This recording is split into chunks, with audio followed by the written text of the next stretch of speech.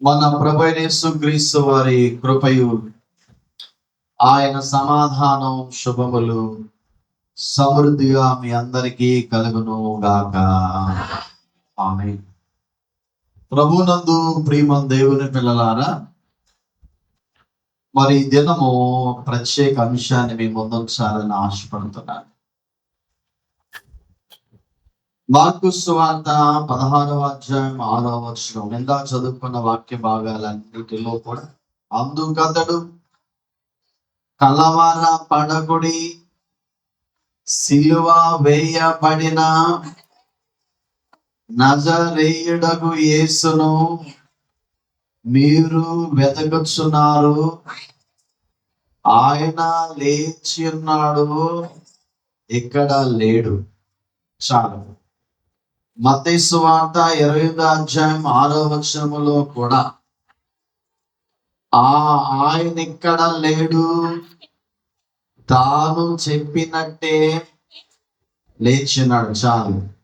అలాగే లూకా సువార్త 24:6 చదవద్దు కానీ అక్కడ కూడా వ్రాయబడిన మాట ఆయన లేచి ఉన్నాడు, ఆయన అక్కడ ఇక్కడ లేడు. ప్రియమైన దేవుని పిల్లలారా, మరి యేసుక్రీస్తు ప్రభు మరణించి సమాధి చేయబడి నప్పుడు 3వ దిన ఆదివారం తెల్లవారుజామునే కొంతమంది స్త్రీలైన వారు ఆ సమాధిని దర్శించారు. తెల్లవారుజామున అప్పుడు 2 దేవదూతలు అక్కడికి వచ్చి వారన్న మాట ఏంటంటే, వాళ్ళు సమాధిని వెతుకుతుంటే ఆయన లేచి ఉన్నాడు, ఇక్కడ లేడు. ప్రియులారా, అంశం ఏంటంటే ఆయన సమాధిలో లేడు. ఎక్కడ లేడు? సమాధిలో లేడు. మరి ఎక్కడున్నాడు? అది ప్రశ్న. ఆయన ఇక్కడ లేడు అనే మాట యెహెజ్కేలు గ్రంథము 48వ అధ్యాయము 35వ వచనం. 35వ వచనం. యెహెజ్కేలు గ్రంథము 48:35. చదవం.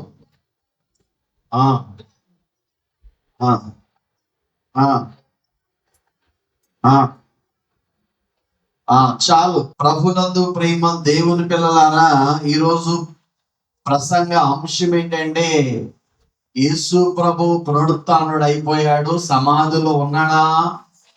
లేడు. సమాధిలో లేడు గనుక సమాధి దగ్గరికి వెళ్ళి వెతకడము వృధా ప్రయాస అవుతుంది. ఏమవుతుంది? వ్యర్థమే. ఆ ప్రయత్నము వ్యర్థమే. అందుకని ఆయన ఎక్కడ ఉంటాడు? ఈరోజు ప్రశ్న, ప్రభు ఎక్కడ ఉంటాడు? లేక ఆత్మ ఉన్న ప్రభు ఎక్కడ ఉంటాడు? లేక దేవుడు ఉన్న ప్రభు ఎక్కడ ఉంటాడు అనే అంశాన్ని మీ ముందుంచాలని ఆశపడుతున్నాను. ప్రియులారా, బైబిల్ ప్రకారంగా ఆయన సర్వవ్యాప్తి. ఇది చెప్పాలి ఎవరైనా. ఇప్పుడు సర్వవ్యాప్తి, సర్వాంతర్యామి కాదు. గుర్తుపెట్టుకోండి. ఏం కాదు? హిందువులు, హైందవ సోదరులు అయితే సర్వాంతర్యామి. సర్వవ్యాప్తికి సర్వాంతర్యామికి తేడా చెప్తున్నారు. సర్వవ్యాప్తి అంటే అన్ని స్థలాలలో, అన్ని ప్రాంతాల్లో ఉండేవాడు. సర్వాంతర్యామి అంటే వాళ్ళ అభిప్రాయము చెక్కలో ఉంటాడు, ఈ ట్యూబ్ లైట్లు ఉన్నాడు, ఫ్యాన్లో ఉన్నాడు, మనం చేసుకునే చేతి విగ్రహములు ఆయన ఉన్నాడు అని, పదార్థ సంబంధమైన వాటిలో ఉంటాడని వారి యొక్క అభిప్రాయం. కానీ ఆయన సర్వాంతర్యామి కాదు, సర్వవ్యాపకర్త. ఒక వాక్యాన్ని చదువుకొని మరలా ప్రసంగంలోకి వస్తాను. చూడండి బైబిల్ ఎలా చెప్తుంది. 139వ దావీదు కీర్తన 7-10 వచనాలు మనం చదువుకుందాం. నీ ఆత్మ యొద్ద నుండి నేనెక్కడికి పోవుదును, నీ సన్నిధి నుండి నేనెక్కడికి పారిపోదును? ఆకాశమునకెక్కినను అక్కడ ఉన్నావు, పాతాళమందు పండుకొనినను నువ్వు అక్కడ ఉన్నావు, నీ వేగువ రెక్కల కచ్చుకొని సముద్ర దిగాంతములలో నివసించినను అక్కడను నీ చెయ్యి నన్ను నడిపించును. చూడండి, 3 ప్రాంతాలు దావీదు భక్తుడు చెప్తున్నాడు. ఆకాశంలోకి వెళ్ళిపోతే అక్కడ నీవు ఉన్నావు,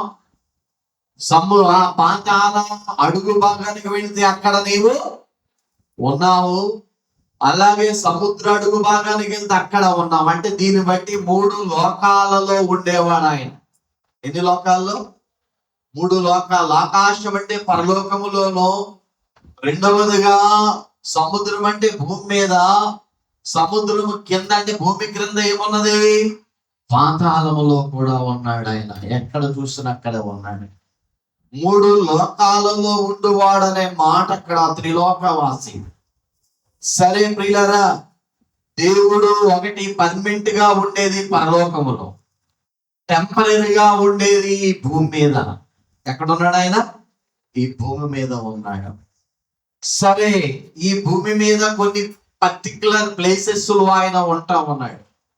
వాటిని మీ ముందు ఎప్పుడో ఒక సందర్భంలో ఈ లేఖనాలు మీకు పంచాను. మరొకసారి యూట్యూబ్ వర్తమానికుల కొరకు ఈ వాక్యాన్ని మీతో ఉంచాలి. ఆయన ఎక్కడ లేడు? సమాధిలో. ఆయన సమాధి తెరవబడింది. ఇప్పుడు ఆయన ఎక్కడ ఉన్నాడు? ఆయన ఉండే ప్రదేశాలు ఇప్పుడు చదువుదా 139వ దావీదు కీర్తన మళ్ళా చదువు 8వ వచనం. నేను ఆకాశమునకెక్కినను అక్కడ ఉన్నావు. చూడండి, ఆకాశం అనగానే 3 ఆకాశాలు ఉన్నాయి. ఎన్ని ఆకాశాలు? బైబిల్ ప్రకారంగా 3 ఆకాశాలు ఉన్నాయి. పరలోకము. ఏంటమ్మది? పరలోకం. ప్రియులారా, దానికి ఏమని పేరంటే అత్యున్నత లోకం, ఉన్నతమైన లోకం. దానికి దేవలోకము. ఏ లోకము? అది పర్మనెంట్ అడ్రస్, దేవునికి నిత్యమైన స్థలంలో ఉండేది. అందుకే యెషయా గ్రంథం 57వ అధ్యాయము 15వ వచనాన్ని మనం చదువుకుందాం. మహాగణుడును, మహోన్నతుడును, పరిశుద్ధుడును, నిత్య నివాసి అయిన వాడు ఇలాగ సెలవిస్తున్నాడు, నేను మహోన్నతమైన పరిశుద్ధ స్థలములో. చూడండి, మహోన్నతమైన పరిశుద్ధ స్థలం ఏది? పరలోకం. ఎక్కడమ్మా? పరలోకం. మన దేవుడు పరలోక సంబంధమైన దేవుడు. పరలోకము మహోన్నతమైన స్థలము. అందుకే దేవదూతలు యేసయ్య పుట్టినప్పుడు సర్వోన్నతమైన స్థలములలో దేవునికి ఆ ఉన్నతమైన లోకం. అందుకే మనం పాడతాం, దేవా దేవా దేవా దేవా దేవా దేవా స్తోత్రము పరలోక దేవా దేవా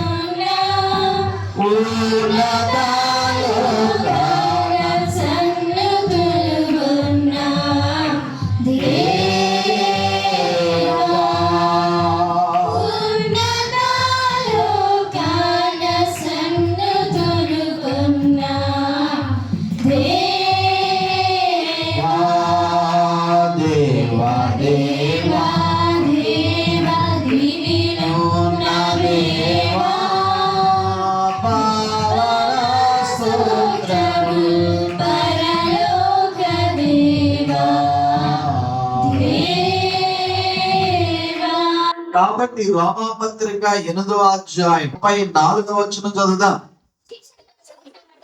చనిపోయిన క్రీస్తు యేసే మృతులలో నుండి లేచిన వాడును, దేవుని కుడి పార్శ్వమున ఉన్నవాడును, విజ్ఞాపనము చేయవాడును.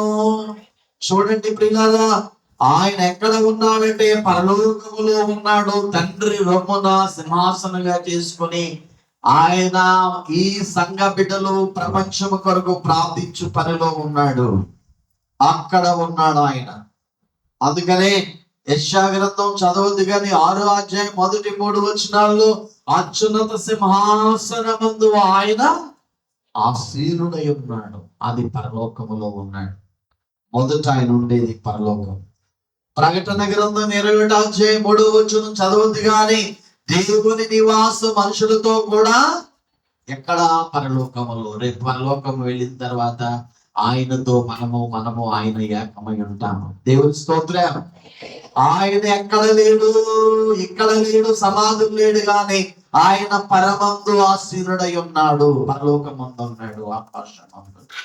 అందుకే మనం పాడతాం, ఆకాశమందు ఆసీనుడా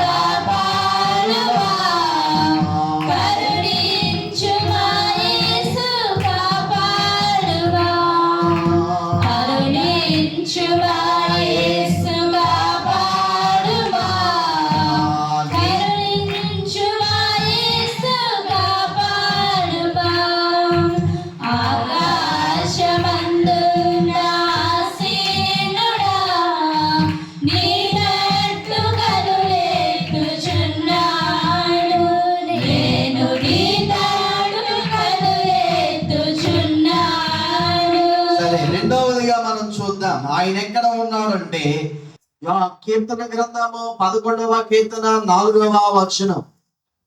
కీర్తన గ్రంథం 11:4. యెహోవా తన పరిశుద్ధాలయములో ఉన్నాడు. యెహోవా చూడండి ప్రియులారా, రెండవదిగా దేవుడు యెహోవా అనగా యేసుక్రీస్తు ప్రభు అనగా ఆయన ఎక్కడ ఉన్నాడంట? ఆయన పరిశుద్ధ ఆలయమందు ఉన్నాడు. ఎక్కడున్నాడమ్మా? ఆయన పరిశుద్ధ ఆలయం అంటే దేవాలయం, భూమి మీద కట్టబడిన మందిరములు ఆయన ఉన్నాడు. ప్రియులారా, సొలొమోను దేవాలయం కట్టినప్పుడు అన్నాడు, భూమి ఆకాశములు పట్టజాలని దేవ, ఆకాశముని సింహాసన, భూమిని పాదపీఠం.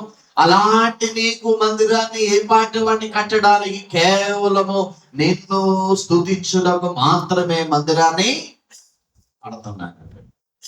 చూడండి, నిర్గమాకాండం 25వ అధ్యాయం 8వ వచనం చదువుదాం. అక్కడ దేవుడు మందిరాన్ని ఎందుకు కట్టమన్నాడో చూద్దాం. నేను వారిలో నివసించినట్లు వారు నాకు పరిశుద్ధ స్థలమును నిర్మించవలెను. చూడండి ప్రియులారా, కాబట్టి దేవుడే మందిరాన్ని నిర్మించమన్నాడు. ఎందుకంటే దేవుడు మన మధ్య, మనలో ఉండడం కొరకు. ప్రియులారా, రాజుల మొదటి గ్రంథము 9వ అధ్యాయం 3వ వచనంలో కూడా ఈ మాటలు రాయబడి ఉన్నాయి. చదువుదాం. మొదటి రాజుల గ్రంథము 9వ అధ్యాయం 3వ వచనం. ఇలాగ సెలవిచ్చాను, నా సముఖమునందు నీవు చేసిన ప్రార్థన విన్నపములను నేను అంగీకరించి ఉన్నాను. నా నామమును అక్కడ సదాకాలము ఉంచుటకు నీవు కట్టించిన ఈ మందిరమును పరిశుద్ధపరిచున్నాను. నా దృష్టియు నా మనస్సును ఎల్లప్పుడూ ఈ మందిరములో ఉండును. ప్రియులారా, ఇక్కడ ఎవరున్నారు? దేవుని కన్నులు ఉన్నాయి, దేవుని మనస్సు ఇక్కడ ఉంది. ఈ మందిరములో ఎల్లప్పుడూ ఆయన నివాసము చేస్తాడు. ప్రియులారా, ఒక చోట ఉంటది హస్తాకృతములైన మందిరములో ఆయన నివసింపడనే మాట ఉంది. అనగా ప్రియులారా, అర్థం ఏంటంటే ఆయన శరీరధారిగా మన మధ్య లేడిక, ఆత్మస్వరూపిగా మన మధ్య ఆయన ఉన్నాడు. ఆయన శరీరం ధరించుకో సిలువేయబడి చంపబడి తిరిగి లేచి సమాజపడి వెళ్ళిపోయాడు. ఇప్పుడు మన ఆత్మ తిరిగి వచ్చాడు. ఇప్పుడు ఆత్మ మన మధ్య ఉన్నది, మనతోనే ఉన్నది. ఆత్మ ఉన్నాడు దేవుడు. కాబట్టి ప్రభునందు ప్రియమ దేవుని పిల్లారా, ఆయన ఎక్కడ ఉన్నాడు? ఆయన ఆలయములో ఎక్కడున్నాడు? కీర్తన గ్రంథం 82 మొదటి వచనం. దేవుణ్ణి స్తుతించుడి ఎల్లప్పుడూ, దేవుని స్తుతించుడి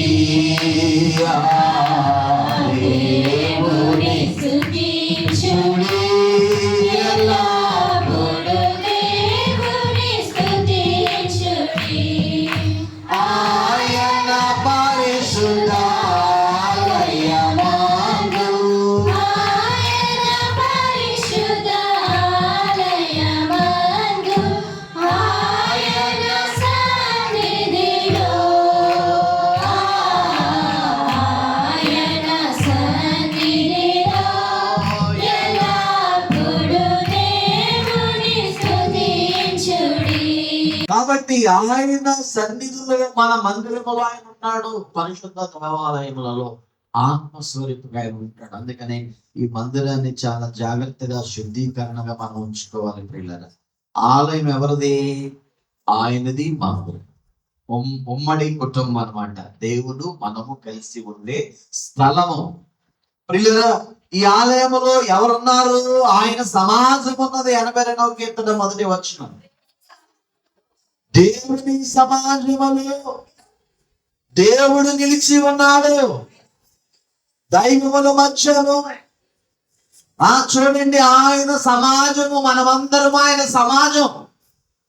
దేవుని యొక్క సంఘమే ఆయన సమాజం. ఆయన ఉండే ప్రదేశంలో ఆయన పిల్లలు ఉన్నారు కనుక మన మధ్య ఆయన నివాసం చేస్తున్నాడు. అందుకే సమాధులలో మనం వెతకవలసిన అవసరత లేదు. ఏదో యేసు ప్రభు సంచరించిన ప్రాంతం కనుక వెళితే మనం చక్కగా ఆహ్లాదపడతామని 1,00,000-2,00,000 ఖర్చు పెట్టి పాలస్తీనా వెళ్ళాలనుకోండి, కొద్దిసేపు ఎంజాయ్ చేస్తారు తప్ప మీకు ఒరిగేది ఏమి? ఏం తెచ్చుకుంటారమ్మా? అక్కడ మట్టి, అక్కడ ఆయిల్, అవన్నీ తెచ్చుకొని మీరేం చేస్తారు? దానివల్ల ఏమైనా ఉపయోగం ఉందా? అయితే హోలీ ల్యాండ్ అనే ఆ పవిత్రమైన భూమికి వెళ్తే ధన్యమైపోతాం అని అనుకుంటున్నాం. మరి డబ్బు లేని పరిస్థితి, పేదవాడు వెళ్ళగలడు అక్కడికి? అది చెప్పి ధనవంతులు మాత్రం వెళ్ళే ప్లేస్ గా అయిపోయింది కాబట్టి పేదలు వెళ్ళే స్థలం ఆయనే నీ దగ్గరికి నేరుగా వచ్చేస్తున్నాడు. ఎందుకమ్మా? ఎంత మంచి అనుభవం! ఆయన మందిరములో ఆయన నివాసం, ఆయన ప్రజల మధ్య ఆయన ఉన్నాడు. ఎంత మంచి అనుభవం! ఇది 2వ రీజన్. ఆయన ఇక్కడ లేడు. ప్రియులారా, 3వది చూద్దాం. యెషయా గ్రంథం 57వ అధ్యాయం 15వ వచనం చదువుదాం.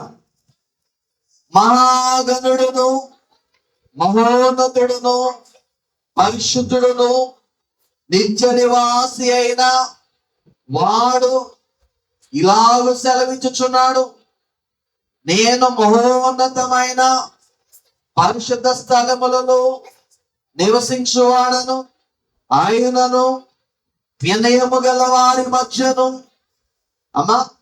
ప్రాణమును ఉజ్జీంప చేయుటకును, నలిగిన వారి ప్రాణమును ఉజ్జీంప చేయుటకును, వినయము గల వారి మధ్యను దీన మనసు గల వారి మధ్యను నివసించుచున్నాను. చూడండి ప్రియులారా, ప్రభు మూడవదిగా ఎక్కడ ఉంటున్నాడంటే వినయము గల వారి మధ్య. ఎక్కడ దీనులైపోయి ఉంటారో వారి మధ్య ఆయన ఉంటాడు.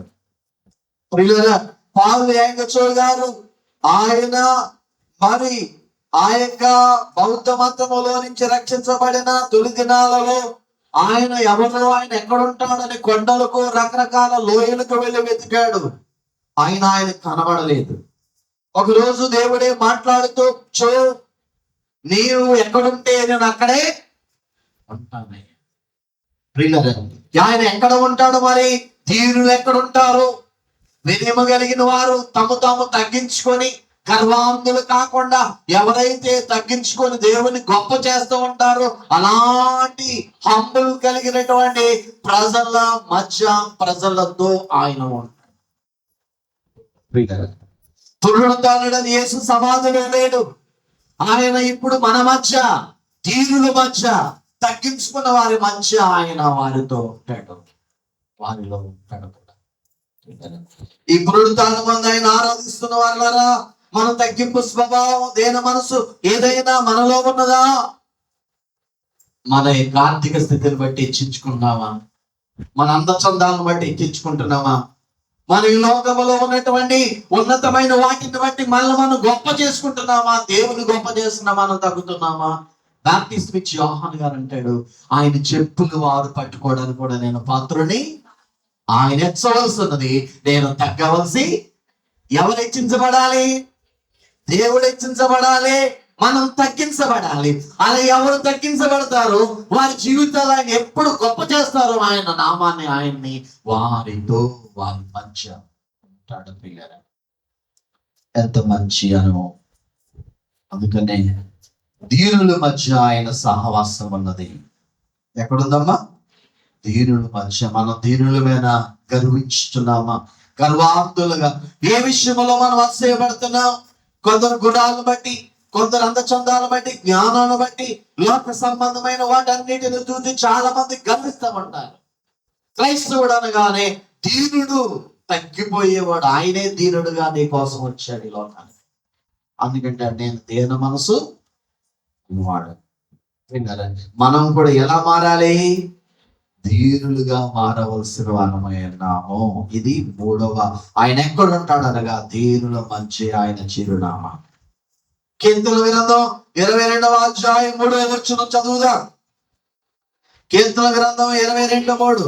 దీనులను హెచ్చించి అనాథులను దీవించి, దీనులను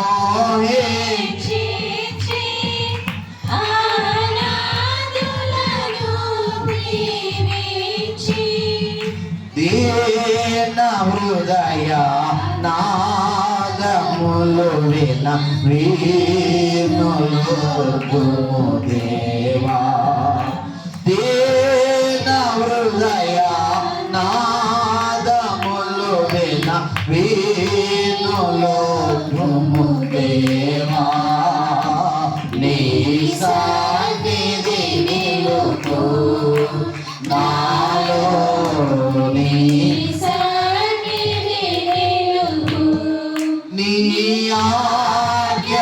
ఆజ్ఞలన్నీయు అనుసరించు ఆత్మను నాకిమ్మయ్యా. నీ ఆత్మను నాకిమ్మయ్యా. కాబట్టి ఆయన ఎక్కడ ఉంటాడో చూద్దాం. 22వ కీర్తన 3వ వచనం.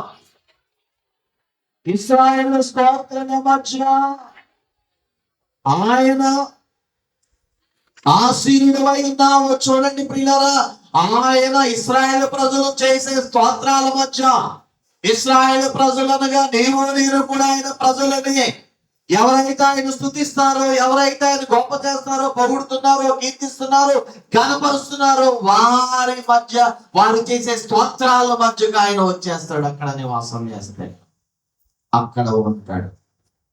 ప్రభునందు ప్రియులరా, స్తుతి మనం చేయగలుగుతున్నామా? ఉదయము సాయంకాలము ఆయన నామము ఎలాంటిదమ్మా? స్తుతి నొందదగినది. నీ పాపం తీసేసిన దేవునికి, నీ శాపం తొలగించిన దేవునికి, శాపఫలితమైన వ్యాధులు, శాపఫలితమైన మరణమైన అగ్నిగుండం, వీటన్నిటిని తొలగించిన దేవునికి మనం ఏం చేయాలి? స్తుతి స్తోత్రాలు ఆరాధన చెల్లించాలి. స్తుతికాయలు ఎవరు? పాత్రులు. ఎవరు స్తుతి చేస్తారో వారి స్థితి ఏమైపోతుంది? మారిపోతుంది. స్థుతిని, మన స్థితిగతులను ఏం చేస్తున్నామా? మార్చేస్తుంది పిల్లలు. అంత శక్తి చిన్న పదము స్థుతి, చిన్న మాట స్థుతి అనేది 2 అక్షరాలు పిల్లలు. ఎవరైతే దేవునిని మర్చిపోకుండా ఆయన ఇచ్చిన సృష్టి అంతటను బట్టి, ఆయన చేస్తున్న ఉపకారములను బట్టి, ఆయన చేస్తున్న రక్షణ కార్యమును బట్టి, ఆ ఆధ్యాత్మికమైన ఆ పరలోక భాగ్యమును బట్టి, ఆ శిలువ యాగము, త్యాగము, పునరుత్థాన శక్తిని బట్టి, మరణము విరిచివేసిన మృత్యుంజయునికి స్తుతులు అర్పించడానికి ప్రతి ఆదివారం మందిరానికి వచ్చినమే స్తుతించడము కాకుండా, ప్రతి దినము ఉదయం లేచినప్పుడు, మధ్యాహ్నం అప్పుడు, భోజనం చేసినప్పుడు, పిల్లగా ఎక్కడ పడితే అక్కడ, మనకి ఎప్పుడు పడితే అప్పుడు మన జీవితంలో ఆయన చేస్తున్న మేలులన్నిటిని బట్టి మనం ఏం చేయాలి? అన్స్టాప్డ్ గా మనం ఆయన స్తుతించాలి పిల్లలు. నిత్యము ఆయనను మనం స్తుతించబద్ధమైన దైవజనుడు దావీదు 7 మార్లు దేవుని ఏం చేస్తాడమ్మా? స్తుతి చేస్తాడు. దేవదూతలు నిత్యము స్తుతిస్తున్నప్పటికీ ఆయన నీ స్తుతిని ఆయన ఎక్కువ కోరుకుంటున్నాడు. మరి స్తుతించే అలవాటు నీకు ఉన్నదా? ఒకసారి ఆలోచన చేయండి పిల్లలు. మనం ఏ పని చేసినా, త్రాగినా, తిన్నా, దేవానికి స్తోత్రమై నీళ్ళు ఇచ్చావు, ఈ ఆహారం ఇచ్చావు, స్తోత్రం, కృతజ్ఞతాస్తుతులు మనం ఏం చేయాలి? తిన్నప్పుడు చెల్లించి దానిని పుచ్చుకోవాలని బైబిల్ చెప్తుంది ఆహారాన్ని భుజించేటప్పుడు. ఇలాంటి మంచి వాడుకలు మనం కలిగి ఉండాలి. ఎందుకంటే ఆయన స్తుతికి పాత్రుడు.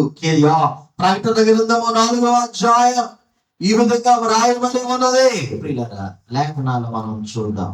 ఆయన స్తుతించు వారి మధ్య ఆయన నివాసము చేస్తూ ఉన్నాడు. అందుకని మనం పాడదాం. స్తుతుల మధ్య పాట పాడతాం. స్తుతుల ఆయననే నా సంగీతము, బలమైన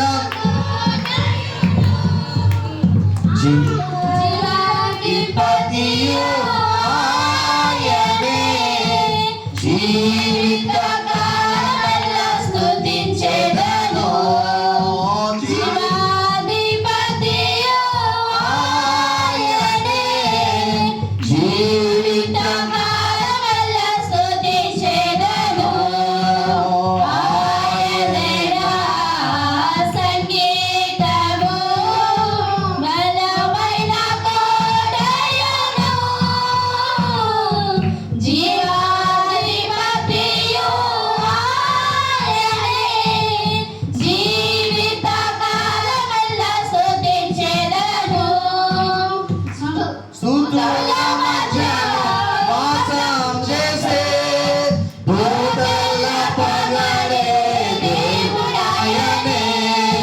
స్తుతుల మధ్య వాసం చేసే దూతల పొగడే దేవుడాయనే. వేడుచున్న భక్తుల మధ్యలోని, వేడుచున్న భక్తుల మొరలు విని, దిక్కులేని పిల్లలకు దేవుడాయనే.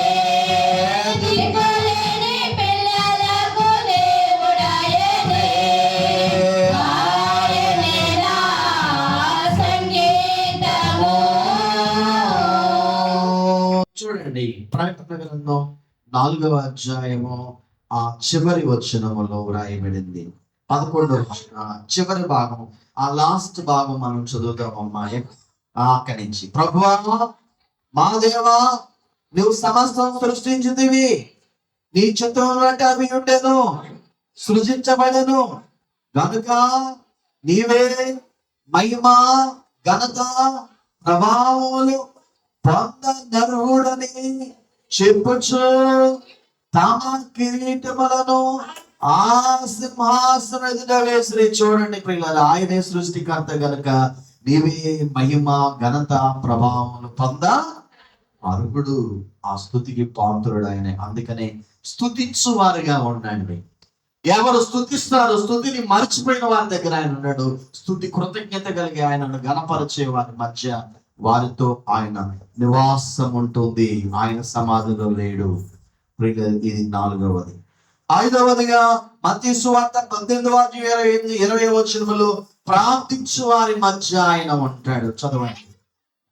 ఎలాగనగా 2-3 నా నామమున ఎక్కడ కూడి ఉందురు అక్కడ వారి మధ్యన ఉందునని చెప్పాను. చూడండి ప్రియులారా, ఎవరైతే 2-3 కూడుకొని ప్రార్థన చేస్తారో ఆ ప్రార్థన యోధుల మధ్య ఆయన నివాసం ఉంటుంది.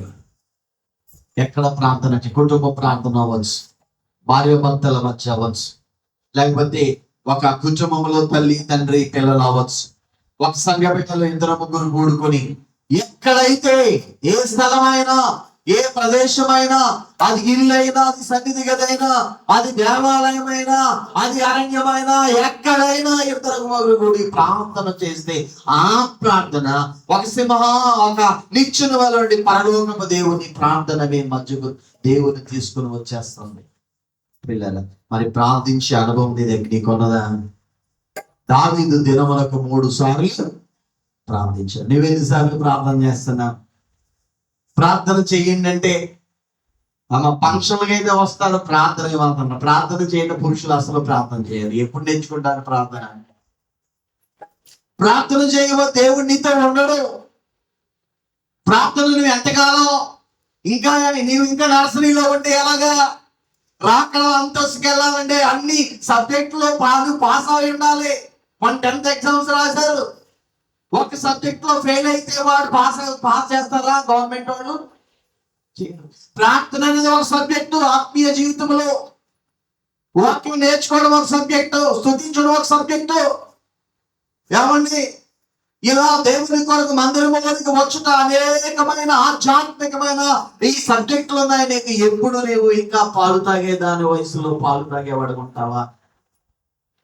పిల్లలు ఆలోచన చేయండి.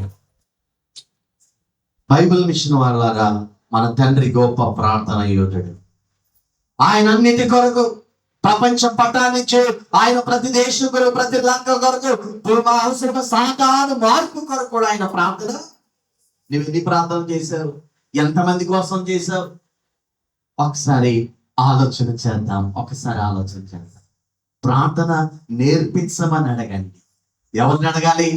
పరిశుద్ధాత్మ తండ్రి సహకారంగా ఉన్నాడు. ఆయన ఉపయోగించుకోండి. మీరు ఉపయోగించుకోవట్లేదు, ఆయనకు చోటు ఇవ్వట్లేదు. మీ హృదయంలో ఆయన వస్తే ఎలా ప్రార్థించాలో మూలుకి వెళ్తారో చూడండి. రోమాపత్రిక 8వ అధ్యాయం చదువుదాం.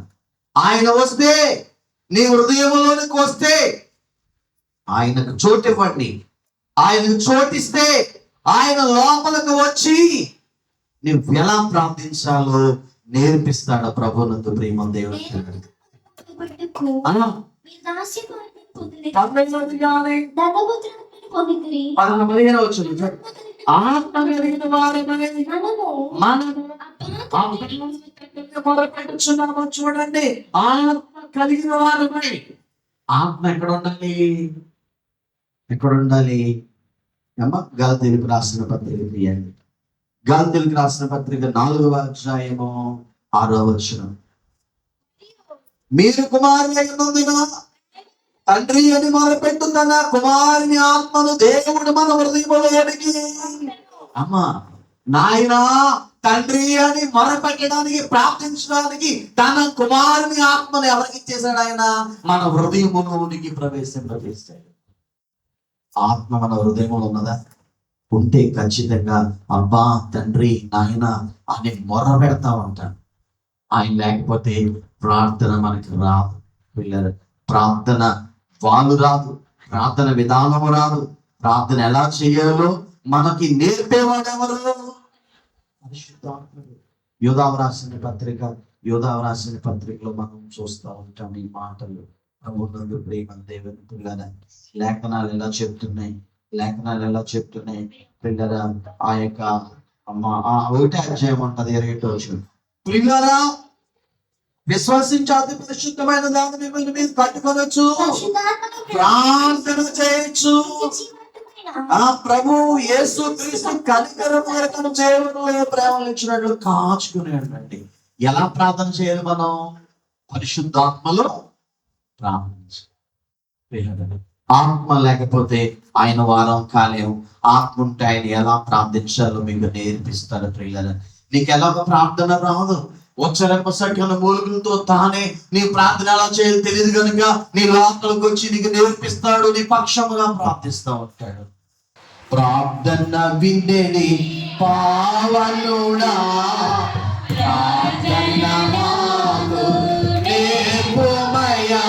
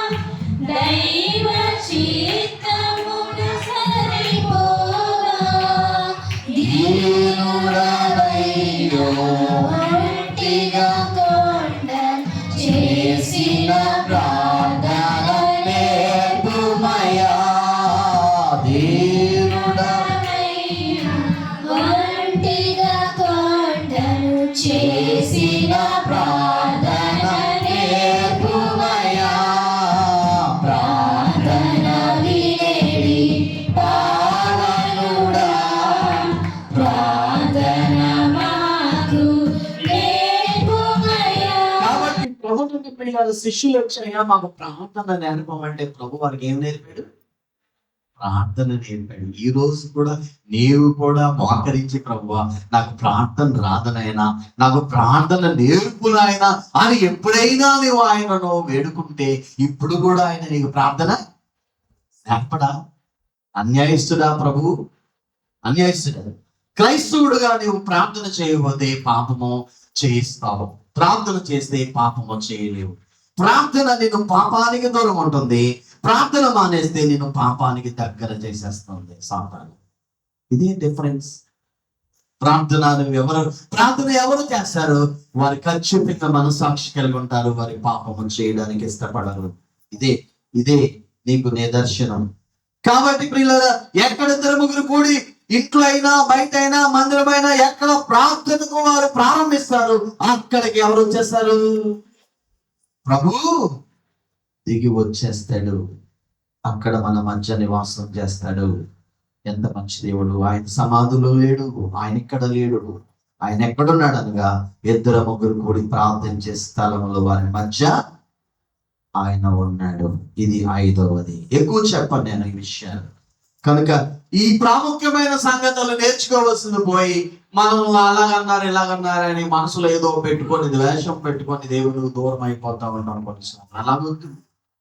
వాస్తవ లోకంలోనికి రండి, ఆత్మీయంగా బలపడండి, ప్రార్థన నేర్చుకోండి, శక్తివంతులు కండి. అలా ప్రార్థనలో మీరు పాస్ అవ్వండి. ప్రార్థనలో ఖచ్చితంగా రేపు పరలోకం మనదై ఉంటుంది ప్రియులారా. ఇక 6వదిగా యోహాను మొదటి పత్రిక 4వ అధ్యాయం 16వ వచనం చదువుదా. మన ఎడల దేవునికున్న ప్రేమను మనం ఎరిగిన వారమై దాన్ని నమ్ముకొని ఉన్నాము. దేవుడు ప్రేమాస్పరిపై ఉన్నాడు. ప్రేమ యందు నిలిచి వాడు దేవుని యందు నిలిచున్నాడు. దేవుడు వాని యందు నిలిచి ఉన్నాడు. దేవుడు ఎక్కడ ఉన్నాడు అని ప్రశ్నిస్తే ఎవడు ప్రేమ కలిగిన వాడు ఆ ప్రేమ కలిగిన వారందరూ ఆయన నివసిస్తా ఉన్నాడు. ప్రేమ ఇది చాలా శ్రేష్టమైనటువంటి సబ్జెక్ట్. ఇది పిల్లరా, లోకములో ఎన్నో ప్రేమలు ఉన్నాయి. తల్లిదండ్రుల ప్రేమలు ఉన్నాయి, భార్య భర్తల ప్రేమలు ఉన్నాయి, ఎవరి స్నేహితుల మధ్య ప్రేమలు ఉన్నాయి. ఒకసారి 4 రకాల ప్రేమల గురించి మీకు చెప్పాను. కానీ ఇక్కడ చెప్పే ప్రేమ దేవ సంబంధమైన అగాపే ప్రేమ, దేవుని ప్రేమ. దేవుని ఎవరు ప్రేమిస్తారు, పొరుగు వాడిని ఎవరు ప్రేమిస్తారు, వాడు ప్రేమ కలిగిన వాడు కనుక ఆ ప్రేమ కలిగిన వానిలో దేవుడు ఉంటాడు. దేవుడు స్తోత్రం. నువ్వు ప్రేమించగలుగుతున్నావా? శత్రువుని సైతం ప్రేమించాలనే మనసు ప్రభువుని. ఆ ప్రేమ ఎవరిలో ఉంటుందో, ద్వేషం ఎవరిలో ఉండదో, వారిలో ప్రేమ ఉంటుంది. ప్రేమ ఎవరిలో ఉంటుందో వారిలో పునరుత్థానుడైన ప్రభు ఆత్మస్వరూపంగా నివాసం చేస్తాడు. ప్రేమించే ఉన్నది ఆయన కావాలని కోరుకుంటున్నాడు. లవ్ హార్ట్, ప్రేమ కలిగిన వాడు. ఎందుకంటే ప్రేమే, గాడ్ ఈజ్ లవ్. దేవుడు ఏమైనాడండి? ప్రేమ అయి ఉన్నాడు. పిల్లల ఆయన ప్రేమించు వారిలో, ప్రేమ కలిగిన వారిలో ఆయన నివాసం చేస్తున్నాడు. ఆయన సమాధిలో లేడు. ఆయన నువ్వు ప్రేమ కలిగిదాను అయితే నిన్ను నీవు ప్రేమించుకోవడమే కాదు, ప్రభుని ప్రేమించడం మొదటిగా. రెండవది ఇరుగు పొరుగు వారిని ప్రేమించడం, నీ సంఘ విశ్వాసాలను ప్రేమించడం. ఇలాంటి లోపముని ప్రేమ నువ్వు కలిగి ఉన్నట్లయితే ఖచ్చితంగా దేవుడు నీలో ఉన్నాడు. ప్రేమను గురించి, దైవ ప్రేమ ఎలా ఉంటుందో మీకు కావాలంటే ఇంటికి వెళ్ళిన తర్వాత, ఈరోజు మరి భోజనాలు తినేసిన తర్వాత, కాస్త విశ్రాంతి తీసుకున్న తర్వాత, చల్లపూటన ఒక్కసారి బైబిల్ తెరిచి ఈ విషయాలన్నీ మీద చదువుకోండి. ఆత్మ ఫలములో ఒకటి, మొదటిది ప్రేమే. ప్రేమ లేనివాడు ఆయన వాడు కాడు అని బైబిల్ చెప్తూ ఉంది. ప్రియులరా, మొదటి కొరింథీయులకు రాసిన పత్రిక ఎన్నో అధ్యాయం చదువుతారు అమ్మా? 13వ అధ్యాయము. మీరు ఇంటికి వెళ్ళి చదవండి. ఈ ప్రేమ ఎంత గొప్పదో దేవుని ప్రేమ మనం చూస్తామంట. చూడండి, ప్రేమ లేని వాడనైతే నేను వ్యర్థుడను. 2వ వచనం, 13వ అధ్యాయం 2వ వచనం. ప్రవచించు కృపావరములు కలిగి మర్మలను జ్ఞానమంతయు ఎరిగిన వాడనైనను, కొండలను పెగల పరిపూర్ణ విశ్వాసం గలవాడైనను, ప్రేమ లేని వాడనైతే నేను. నా స్థంత పేదలకు ఇచ్చేసిన ప్రేమ, నా శరీరం కాల్చబడడానికి ఇచ్చేసిన నేను గనక ప్రేమ లేకపోతే ఉపయోగం ఏమి, ప్రయోజనము లేదట. ప్రియులారా గమనించండి. ప్రియులారా, ప్రేమ శాశ్వత కాలం ఉంటుంది. ప్రేమ కలిగిన వాడు కూడా శాశ్వత కాలం ఉంటాడు. దేవుని ప్రేమ ఎంత గొప్పదంటే మరి ఆ ప్రేమ దీర్ఘకాలం సహిస్తుంది, దయ చూపిస్తుంది, మత్సరపడదు, డంబంగా ప్రవర్తించదు, ఉప్పొంగదు, అమర్యాదగా నడవదు, స్వప్రయోజనాన్ని విచారించుకోదు, త్వరగా కోపపడదు, అపకారం మనసులో ఉంచుకోదు, దుర్నిధి విషయమే సంతోషపడక సత్యమందు అన్నిటిని తాలుకుంటుంది, అన్నిటిని నమ్ముతుంది, అన్నిటిని నిరీక్షిస్తుంది, అన్నిటిని ఓర్చుకుంటుంది. ఎందుకంటే ప్రేమ శాశ్వత కాలం. ఇలాంటి ప్రేమను మీరు సంపాదించు, ద్వేషాన్ని సంపాదించుకోకండి. ప్రేమను ఆ ప్రేమ కలిగిన జీవితాన్ని ఎవరు కలిగి ఉంటారో, ఆ దేవుని ప్రేమిస్తూ, పొరుగువారిని ప్రేమిస్తూ, అందరిని ఎడలా ప్రేమ కలిగి ఉంటారో వారిలో దేవుడు. చివరిలో యోహాను సువార్త 14వ అధ్యాయం 17వ వచనం 20వ వచనం ఒకసారి చూద్దాం అమ్మా. లోకం ఆయనను చూడలేదు, ఆయన ఎరగదు కనుక ఆయనను పొందలేరదు. మీరు ఆయన ఎరుగుదరు, ఆయన మీతో కూడా నివసించును, మీలో ఉండరు. చూడండి ప్రియులారా, గమనించండి.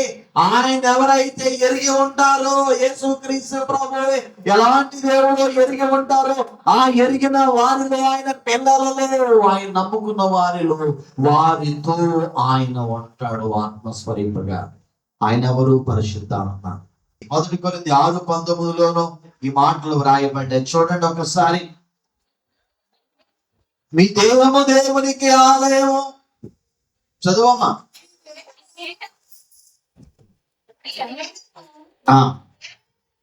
దేవుని వలన మీకు అనుగ్రహింపబడి మీలోనున్న పరిశుద్ధాత్మకు ఆలయమని ఎరుగలా విలువ పెట్టి కొనబడిన వారు. 1 కొరింథీ 3:16 చదవండి.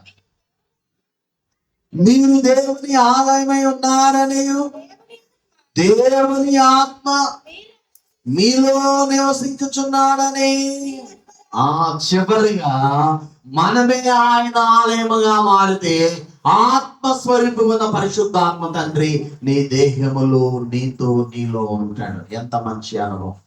ఆయన సమాజంలో ఉండడానికి ఇష్టపడేది కానీ పరిశుద్ధాత్ముడు అయిపోయిన ఆయన ఇప్పుడు ఎక్కడ ఉన్నాడు?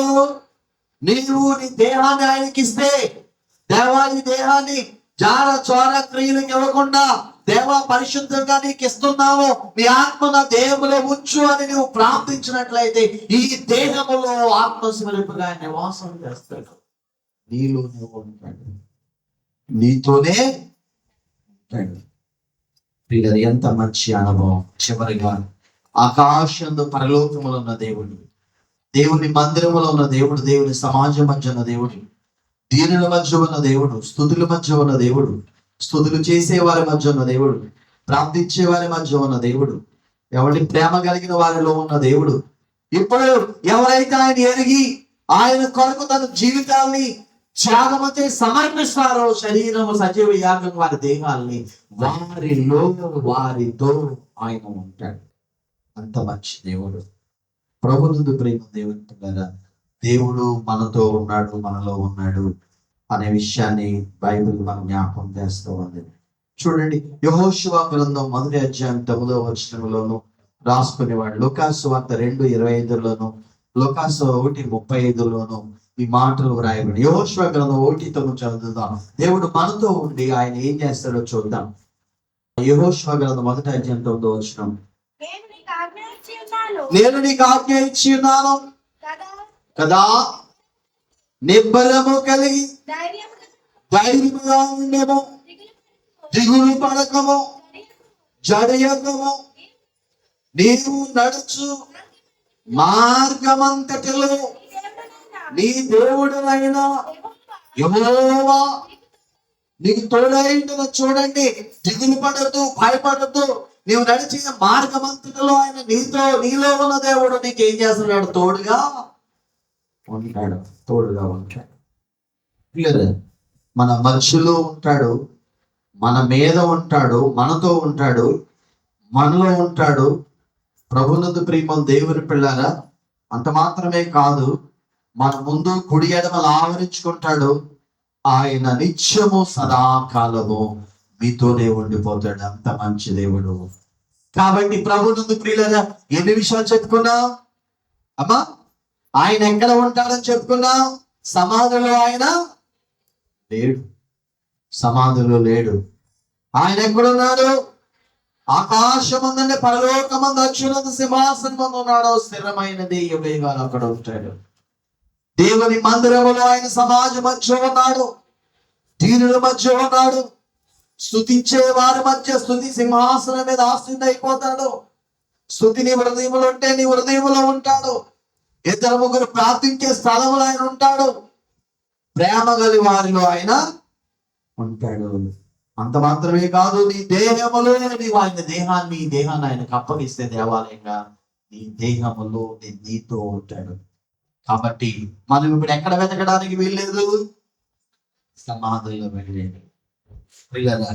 సమాధుల దొడ్లోకి మనం వెళ్ళొచ్చు అంటే మన పితరులు సమాధులు ఉన్నాయి కదా అని సమాధులు పండుగ చేస్తారు. ఏ పండుగ? సమాధుల పండుగ.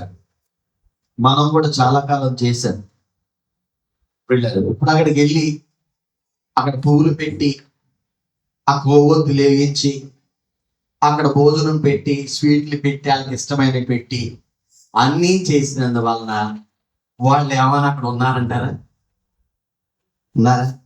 తింటారంటారా? మీరు పెట్టి ఏమండి ఆనంద గారు, తింటారా? నీ నీ మూఢనమ్మకం, నీ గుడ్డి విశ్వాసం తప్ప వాడు భుజించరు, తినరు. ఆమా ఈ మధ్య ఒక ఆయన చనిపోయాడు ఇక్కడ, కుర్రడు. వాడికి ఇష్టమైన పెద్ద మందు బాటిల్, బ్రాండ్ మందు బాటిల్ కొనుక్కెళ్ళి అక్కడ పెట్టారు. సాయంకాలం ఎవరో వచ్చి దాన్ని తాగేసేసి అమ్మా చూసారా? అక్కడ ఉంటారా? ఉండరు. కానీ క్రైస్తవ విశ్వాసములో క్రైస్తవ సమాధుల దొడ్డికి బహుశా ఎందుకు వెళ్తారంటే మా వాళ్ళు ఎప్పటికైనా తిరిగి ప్రభు వచ్చినప్పుడు ఏమవుతారు? లేస్తారు అనే నమ్మకంతో వెళ్తారు. కానీ ఇలాగ మనం స్వీట్లని, వాళ్ళకి ఇష్టమైన పదార్థం ఉంటే అక్కడ పెట్టినందువల్ల ప్రయోజనం ఏమాత్రం లేదు. ప్రియులారా, చనిపోయిన వాడు పరిశుద్ధుడై చనిపోతే మనం అక్కడికి వెళ్ళవసరం లేదు. ఎప్పుడైనా ప్రభు వచ్చినప్పుడు వాళ్ళ సమాధులు ఏమవుతాయి? లేపడతాయి లేదా ఏమ్మా? ఫారెన్ లో ఉన్నారు చేసే సమాధులు, చేసే చర్చిలో ఆ చర్చిలో ఉన్నాయి సమాధులు ఫారినర్స్. సిఐసి బరిగల్ గ్రౌండ్ లో ఉన్నాయి వాళ్ళ ఫారినర్ సమాధులు. వాళ్ళ పితరులు ఏమన్నా వచ్చి ఆ సమాధులకి పువ్వులేసి అయ్యే చూస్తున్నారా? వాళ్ళు ఎప్పుడో మలిచిపోయారు. వాళ్ళ బంధువులతో ఎన్నో తరాలు అయిపోయింది. ఆ సమాధులు మట్టిలో మట్టి అయిపోయి అవి అలాగే ఉండిపోయినాయి. ఎవరు పట్టించుకుంటలేదు. మనం ఇక్కడ ఉన్నాం కాబట్టి అక్కడ శుభ్రం కలిగేసి ముగ్గులెట్టేసి అన్ని చేసేస్తున్నాం. ఏమైనా ఉపయోగం ఉందా? వాళ్ళ ఆత్మలు పరదేశంలో ఉన్నాయి. వాళ్ళ బాడీని మట్టికి మట్టి అయిపోయింది. ప్రభు వచ్చినప్పుడు వాళ్ళు పరిశుద్ధులైతే సమాధిలో ఉండగా ప్రభు ఆ దేహం మహిమ శరీరం ధరించుకొని వెళ్ళిపోతుంది. వారి కొరకు మనం ప్రార్థన చేద్దాం. ఏం చేద్దాం మనం? ప్రార్థన. మీ విశ్వాసాన్ని నేను తప్పు పట్టడం కాదు, కానీ దానివల్ల యూజ్ లేదని చెప్తాను. నేను అలా చేస్తున్నాను. ఒకప్పుడు ఏమాత్రం ఉపయోగము లేదు. మీకు వచ్చిన డబ్బులు ఆ పేదోడికి ఆ రోజు వాళ్ళని తలంచుకొని ఒక కడుపు పట్టినంత భోజనం పెట్టేయండి. ఆ డబ్బులకి ఆ పువ్వుల డబ్బులు, ఆ కొవ్వొత్తుల డబ్బులు, ఆ యొక్క ఏంటయి ఆ స్వీట్ల డబ్బులు అండి ఖర్చు పెట్టి ఒక నా సామాన్యమైన భోజనం పెట్టండి. పేదోడు తృప్తిగా తింటాడు ఆ రోజు. అది దేవునికి ఎంతో ఇష్టమైన పని. దేవుడు చాలా సంతోషిస్తాడు. కాబట్టి ప్రభునందు ప్రియమైన దేవుని పిల్లరా, దేవుడు ఎక్కడ లేడనగా ఆయన సమాధి తెరవబడింది. ఆయన ఇప్పుడు ఎక్కడెక్కడ ఉన్నాడు అనగా ఆయన 7 ప్రాంతాలు మనం దర్శించాం. ప్రియులారా, 7 నువ్వు ఎక్కడున్నావు? అక్కడ నీవు ఆ జాబితాలో కనుక ఆ పరలోక జాబితా తీసి కిందున్న జాబితాలో నువ్వెక్కడైనా ధీరుడుగా ఉంటే దేవుడు నీతో ఉంటాడు. నువ్వు ఒకవేళ ప్రార్థించేదానం ఉంటే ప్రార్థనతో నీతో ఉంటాడు. స్తుతించేదానం అయితే నీతో ఉంటాడు. అంత మాత్రమే దేహం దేవుని ఎరిగి ఈ దేహం ఆయనదని చెప్పి ఆయనకి ఇచ్చేసి పాడు చేయకుండా, పాపం చేయకుండా ఆయనకి ఇచ్చేస్తే నీ దేహములోనే ఆయన నివాసం చేస్తాడు. ప్రభు వచ్చే వరకు పరిశుద్ధాత్మ దేవుడు మనలోనే. అలాంటి గొప్ప పునరుత్థానుడైన ప్రభువు యొక్క శ్రేష్టమైనటువంటి నివాసము ఆత్మస్వరూపంగా మనలోను మనతోనూ మన మధ్య ఉండాలని, అలా ఆయనను మనం కోరుకోవాలని, ఆయన లేకుండా నేను బ్రతకలేనని ఒక నిర్ణయం తీసుకుని స్థలం నుంచి మనం ఇంటికి బయలుదేరి వెళ్దాం. ప్రభు నాలో ఉండండి, నాతో ఉండండి, నా మధ్య ఉండండి, నన్ను నడిపించండి, నేను ఎక్కడికి వెళ్ళినా నాతో ఉండమని కోరుకోవచ్చు. అటువంటి గొప్ప ధన్యకరమైన స్థితి పరిశుద్ధాత్మ తండ్రి గారే అటువంటి భాగ్యము, అటువంటి అనుభవంలోనికి మనలందరూ నడిపించి ఆయన రాకడ సిద్ధపరచును గాక.